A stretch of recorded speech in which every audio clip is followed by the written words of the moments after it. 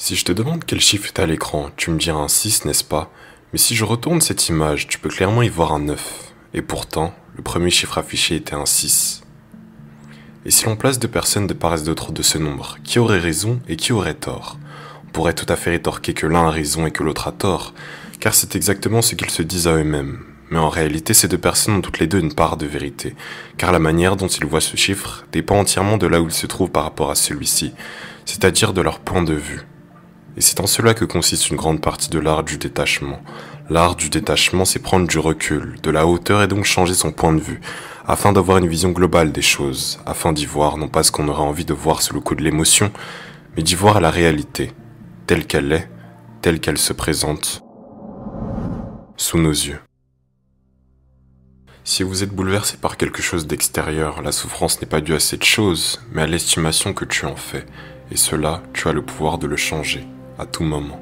Si l'on applique cette phrase d'un autre exemple, la douleur, la souffrance émotionnelle que nous ressentons lorsque nous sommes critiqués, insultés ou dénigrés par autrui, n'est absolument pas due à ces critiques en elles-mêmes, mais en grande partie à ton estimation de celles-ci, c'est-à-dire ta manière de les voir, ton point de vue par rapport à elles.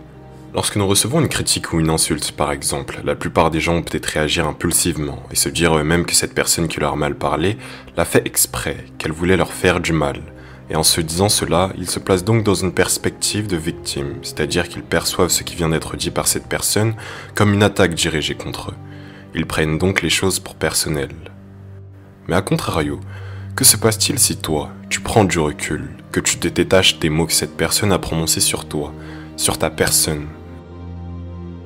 Eh bien, lorsque tu fais ceci, tu peux alors commencer à voir ce que peu de personnes ne pourront jamais voir. Tu réaliseras qu'en fait, les critiques ou les insultes qui t'ont été lancées ne te concernent en aucun cas dans la plupart des cas.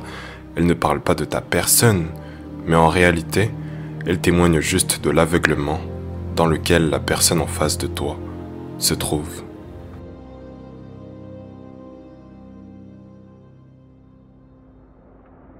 Lorsqu'on se pose la question de savoir pour quelles raisons pouvons-nous être critiqués, insultés ou dénigrés par autrui, on peut distinguer en général trois raisons possibles qui font toutes partie d'un certain niveau d'aveuglement. La première raison possible et la plus courante des trois, c'est parce que cette personne est tout simplement aveuglée par ses propres démons, ses propres émotions qui sont pour la plupart considérées comme négatives. On peut prendre pour exemple la colère, la frustration, la rancœur, la jalousie et des tas d'autres encore. À cause de cet aveuglement émotionnel, cette personne peut donc dire et faire des choses qu'elle n'aurait pas pu si elle se trouvait dans un état normal, car ses émotions ayant pris le dessus sur elle, elle n'est tout simplement plus consciente de ses actes. Et si je devais te faire une analogie, ce serait un peu comme une personne ayant trop bu d'alcool, et cette substance ayant pris le dessus sur son corps, et peut-être même sur son âme. Elle n'est donc plus maître d'elle-même et peut par conséquent faire et dire n'importe quoi. Et qu'est-ce que vous avez tous à me regarder comme un singe, vous? Ah oui, vous êtes singes, vous, bande de macaques. Tu l'as compris, dans cet exemple, l'alcool fait donc référence aux émotions.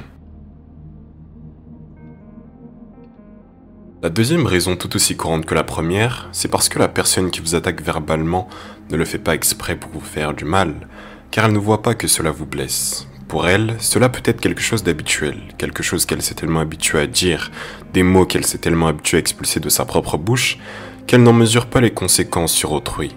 Mots qui, à eux seuls, rappelons-le, sont capables de tuer une personne au premier sens du terme. Tu vois les retombées? Ah, c'est compliqué, hein, la vie, hein? Dans ce cas-ci, les mots qui peuvent vous blesser vous n'ont donc pas la même signification pour cette personne.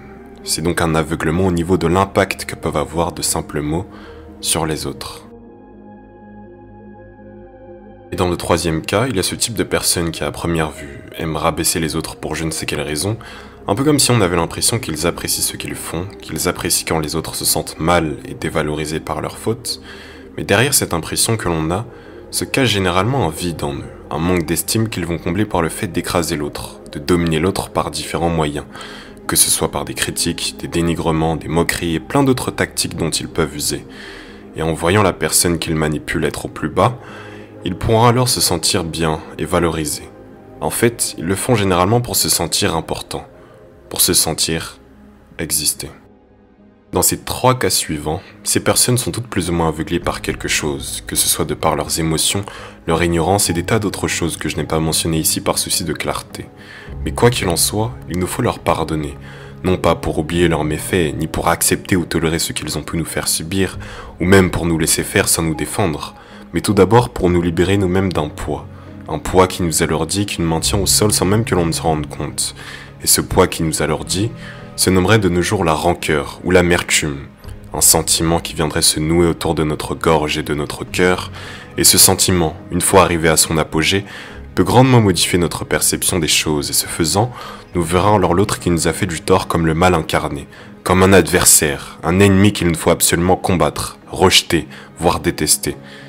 Mais lorsque nous réaliserons que le véritable ennemi n'est pas celle ou celui qui t'a fait du tort, lorsque nous réaliserons que le véritable ennemi n'est tout autre que nous-mêmes, nous nous donnerons alors l'opportunité de pouvoir être libres à nouveau, de pouvoir sortir de cette cage d'où nous nous sommes nous-mêmes enfermés, et ainsi, à l'image d'un oiseau, pouvoir reprendre le cours de notre envol, et pour ainsi dire, retrouver notre liberté.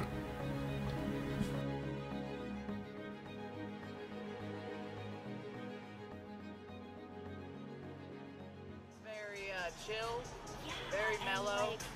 Ethereal. You're not trying too hard.